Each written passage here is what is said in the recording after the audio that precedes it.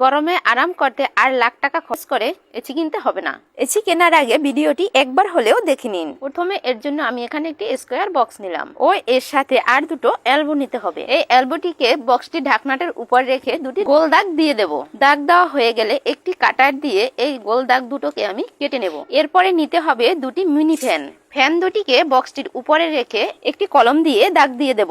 এই ফ্যানগুলি আপনারা যে কোনো ইলেকট্রনিক্স দোকানে পেয়ে যাবেন। দাগ দেওয়া হয়ে গেলে একটি কাটার দিয়ে এই আমি দাগ দেওয়া অংশটিকে কেটে নেব। ঠিক এইভাবে গোল করে কাটতে হবে। এখন এই বেঁকা এলবো দুটোকে এর উপরে রেখে আমি গ্লুগাম দিয়ে আটকে দেব। আপনার বাসায় যদি গ্লুগাম না থাকে তাহলে আপনি যে কোনো আঠা দিয়ে আটকাতে পারেন। এরপরে আমাকে মিনি ফ্যান দুটিকে লাগাতে হবে। আমি এখানে দুটো 12 ভোল্টের মিনি ফ্যান নিয়েছি। এখন এই ফ্যান দুটিকেও আমি একইভাবে লাগিয়ে নিচ্ছি। যারা আমার আগের ভিডিওতে কমেন্ট করেছেন ঋতু নোয়াখালী থেকে, সোনিয়া লিখেছেন আমার নামটা নিও, ধন্যবাদ সোনিয়া। এবার এই এসিটির মূল মেশিনটি লাগাতে হবে। এটার কাজ হলো পানিকে বাষ্পে তৈরি করা। এই মিস্ট মেকার মেশিনটি আপনারা অনলাইনে পেয়ে যাবেন। এটি বক্সটির ভেতরে বসিয়ে ঢাকনাটিকে ঢেকে দিলাম। হ্যালো গাইজ, আমার এই ভিডিওটি আপনারা কোথা থেকে দেখছেন অবশ্যই কমেন্ট করে জানাবেন, যাতে আমি আপনাকে ধন্যবাদ জানাতে পারি। এখন এই বক্সটির ভিতরে কিছু পরিমাণে জল আর কয়েকটুকরো বরফ দিয়ে দিলাম।